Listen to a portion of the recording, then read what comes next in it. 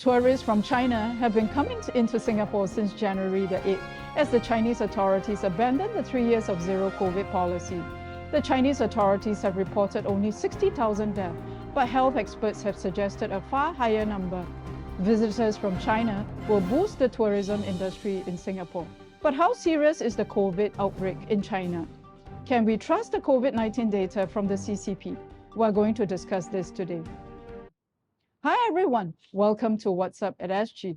Should you be worried about Singapore opening up to Chinese travelers?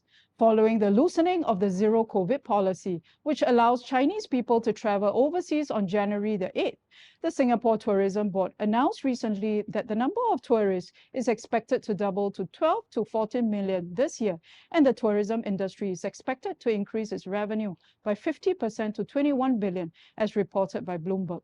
China was the largest market for the tourism industry before the COVID-19 pandemic, accounting for 3.6 million or 19% of the total number of international visitor arrivals and 4.1 trillion Singapore dollars or 19% of the total receipts in 2019. Singapore Minister of Health, Ong Ye Kung, provided a recent update that only 200 or 5% of the total COVID-19 infected travelers are from China. Ong acknowledged that a new and more dangerous variant could emerge from China, and Singapore will continue to obtain viral sequencing data from authorities in major Chinese cities and provinces.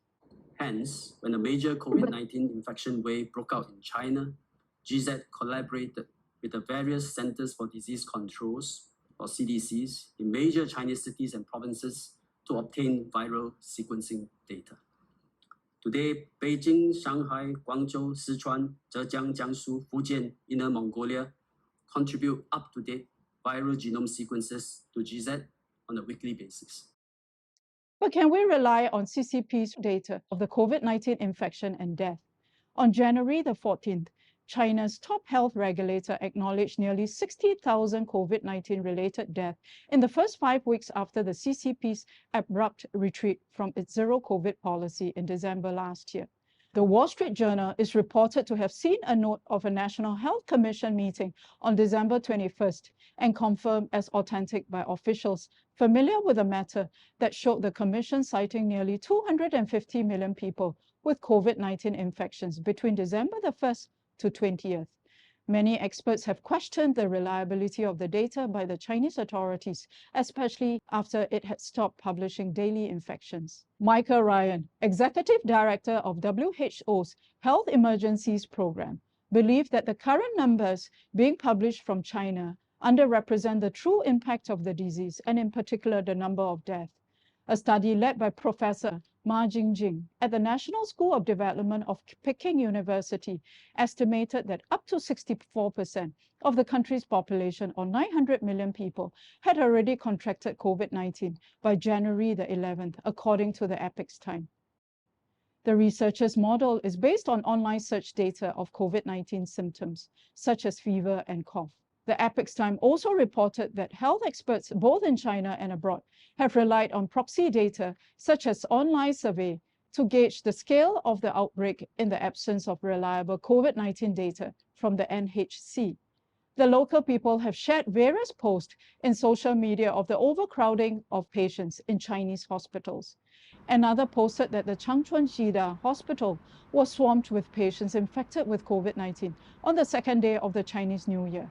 Song Guocheng, a researcher at National's Chengxi University's Institute of International Relations in Taiwan, said that with China's estimated infection rate of 70% and large elderly population in China, based on 1% mortality rate, the death toll should be much higher than the official tally of 60,000 COVID-19 related deaths. Many have taken to social media to share long queues of people at the funeral parlors across China. Warehouses are turned into funeral parlors to cope with the overwhelming death. Reuters reported that a funeral parlor in the Shantou city government solicited an emergency purchase of 2 incinerators to be ready for use in 10 days.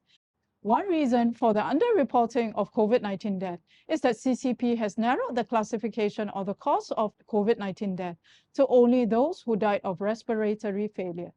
Benjamin Mazer, an assistant professor at pathology at Johns Hopkins University, said blood clots, heart problems and sepsis have caused countless deaths, and COVID-19 patients are less likely to die of pneumonia.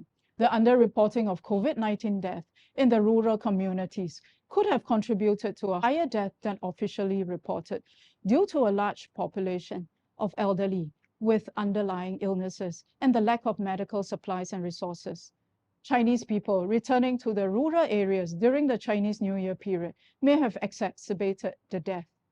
Sean Lin, a virologist and former lab director at the Viral Disease Branch of the Walter Reed Army Institute of Research, estimated a conservative 6 million deaths in December last year, assuming that China's crematoriums are operating round the clock. He said the death toll could have reached 10 million after including death in the countryside, where bodies are not cremated but buried. A Chinese netizen commented in a post that there are nearly 692,000 administrative villages nationwide.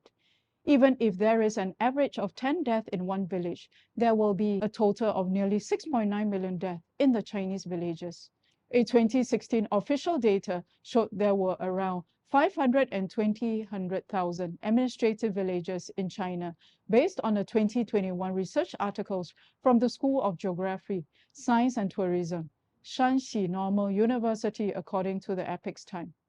How serious is CCP's COVID-19 death reporting discrepancy as compared with other countries since the pandemic started?